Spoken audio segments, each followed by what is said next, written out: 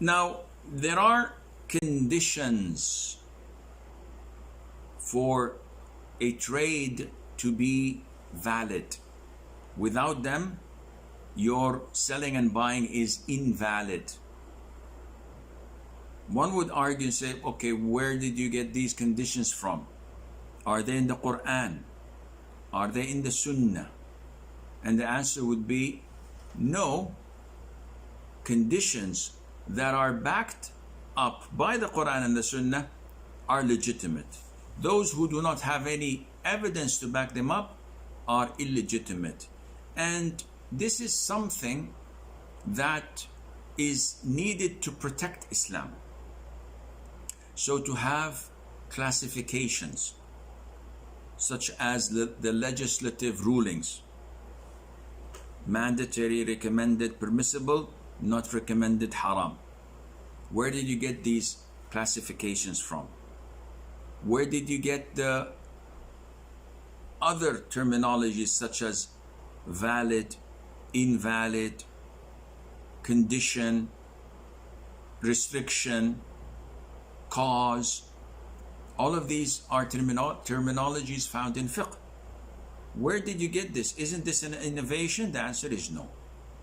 This is not something that we're worshipping Allah by.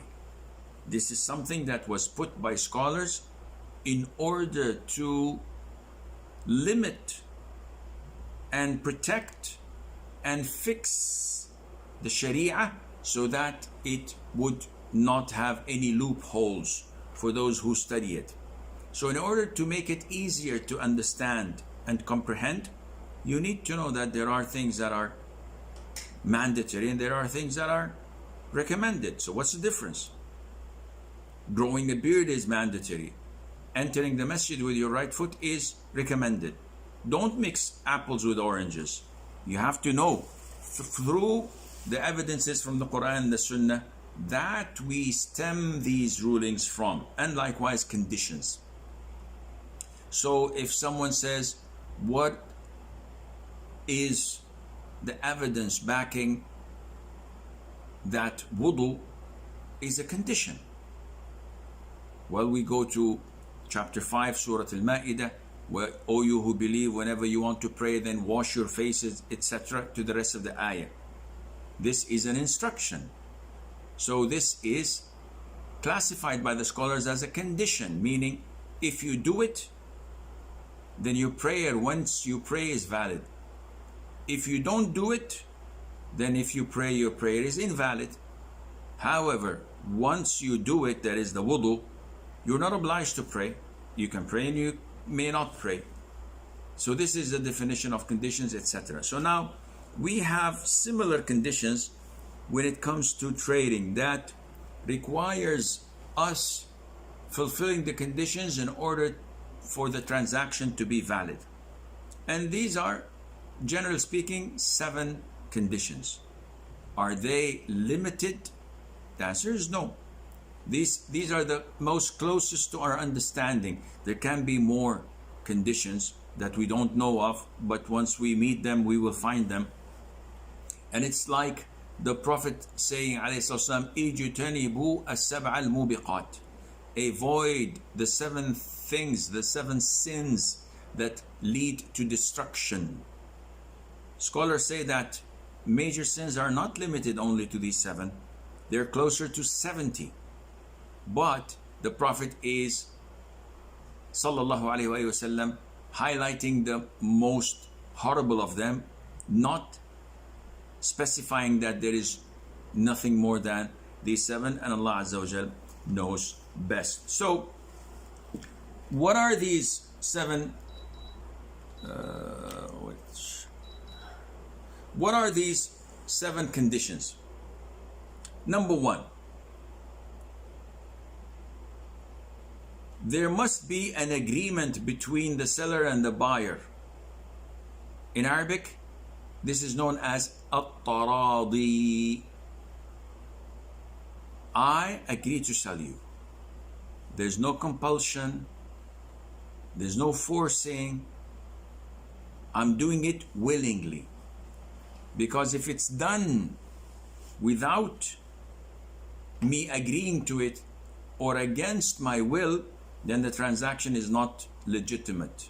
Allah says in the Quran, believers, do not devour each other's wealth illegally, unless it be through lawful trade which you conduct by mutual consent. So it has to be through mutual consent. So if someone forces me to sell my property, the sale, even if conducted, is invalid. I have all the right to get my money back once I go to the court.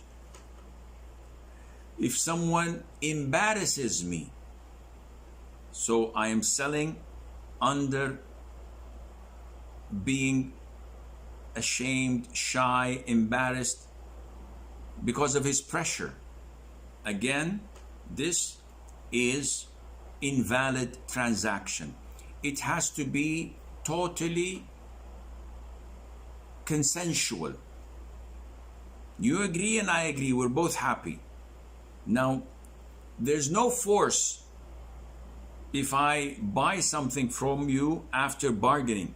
So how much is a mobile? It's $100. No, it's too expensive. I'll give you 90. So no, 90 is too little.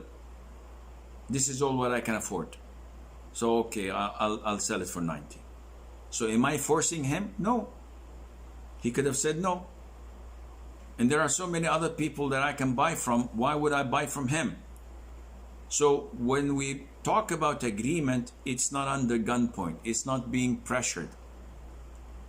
But even though there are some times that the consent is not required, and these are rare cases. For example, someone is under debt. He's unable to pay his debtors. So the Muslim ruler rules that we confiscate his house, sell it, and pay for the debtors. He's not happy. He does not give his consent, but this is something done by the authority of law because he has to pay the people. So when we pay the people, we are actually buying his property without or against his will.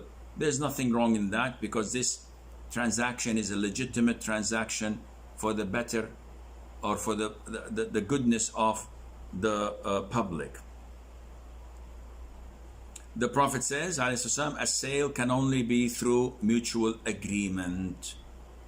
The second condition, each of the two parties should be a person of age, sanity, and rationale. The scholars give 4 descriptions. 1, he has to be an adult.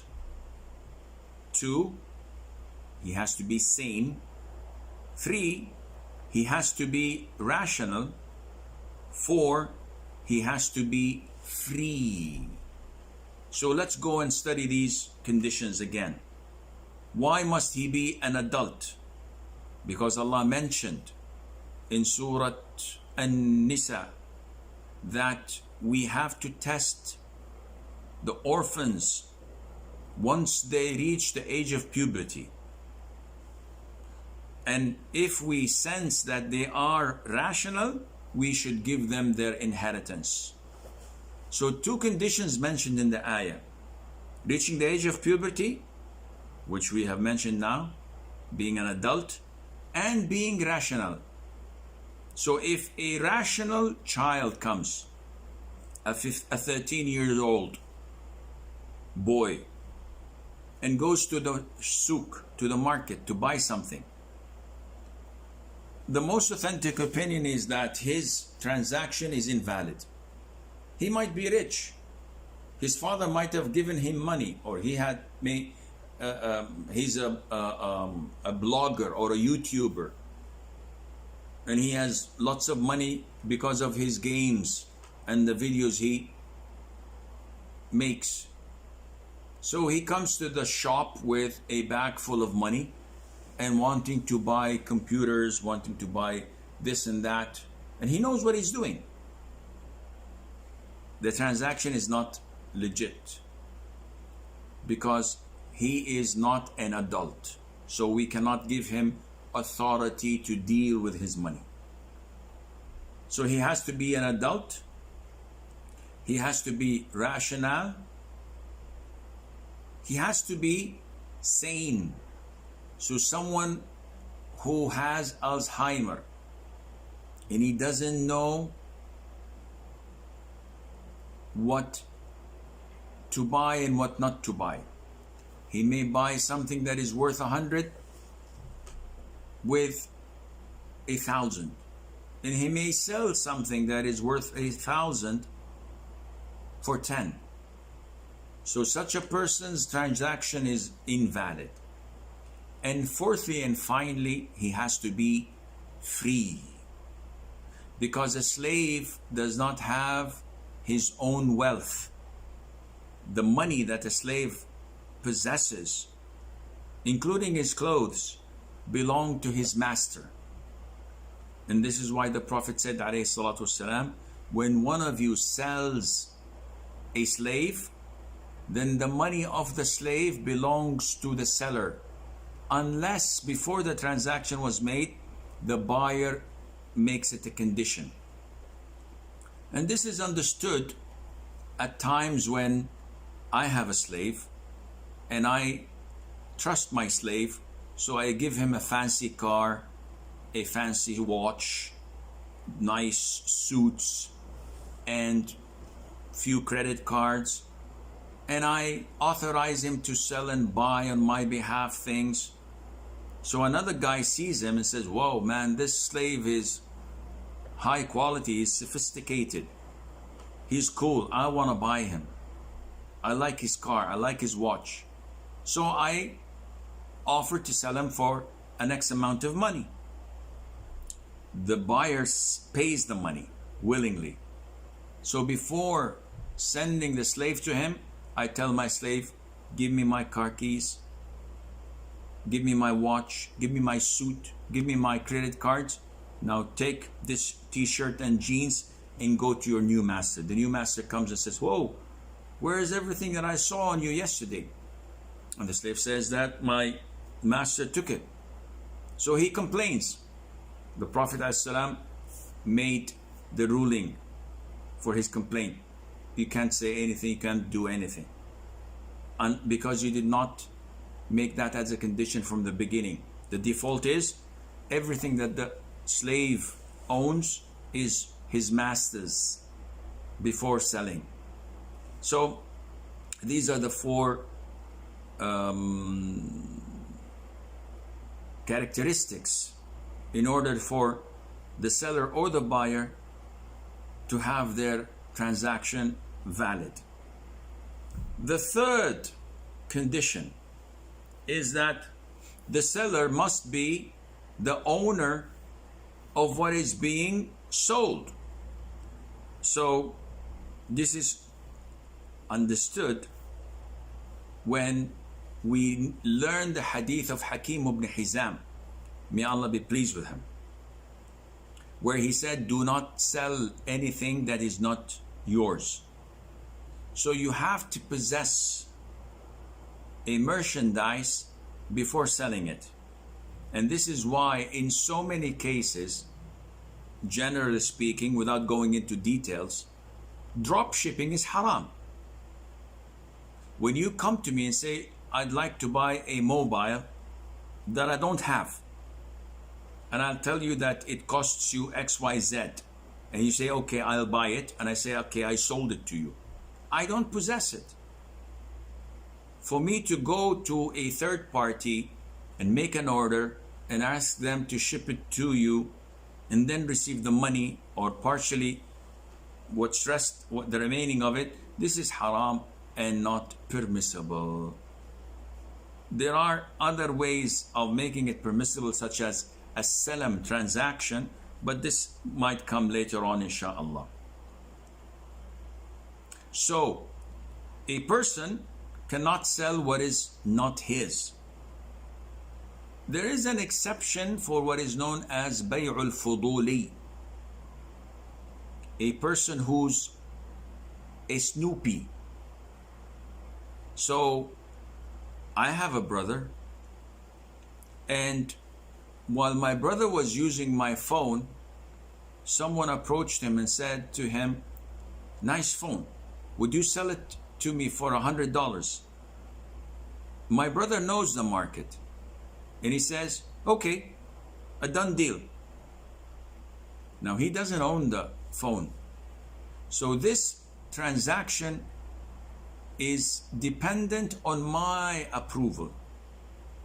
So if he comes to me and says, "Listen, I sold your phone for $100," and I say to him, "No way, I'm not selling it even for $1,000. I don't want to sell it," then the transaction is void and canceled. But if I said to him, "Whoa, $100, it's a good price, done deal," then it is a valid transaction, but this is not the norm. Number 4, what is being sold should be something that is permissible to use in the normal way, not in case of necessity. Now, this needs to be explained. There are things that we sell that are permissible without a necessity, and there is benefit in it. So if it is beneficial, permissible in a normal way, then this is halal. The condition is fulfilled. So for example, things that are not permissible, selling them is prohibited, whether beneficial or not beneficial. Give an example, Sheikh. Something that is beneficial, but it is haram, and no way it can be halal, even if there's a necessity for it. Example, musical instruments. What benefit do we get from it? We can play music. Can it ever be halal due to necessity? The answer is no. In this case, selling or buying it would be prohibited. It would be cancelled and void. Also included is selling intoxicants, selling cigarettes, tobacco. There might be some benefits in it, but it is haram, and hence such a transaction is void and not accepted. There are things that have no benefit in them, though it might not be haram, but buying and selling them because of the lack of benefit makes the transaction void, such as selling cockroaches or insects in general. There's no use in that. So such a transaction is void and not permissible. There are things that are beneficial and might be permissible at times of necessity. Because they are permissible at times of necessity, selling and buying them is haram. Such as dogs used for hunting. Hunting is halal, but it's the exception of the rule. So selling and buying dogs is prohibited, though there is times that it is permissible for necessity to use, but selling and buying them is still void and prohibited. Likewise, fertilizers.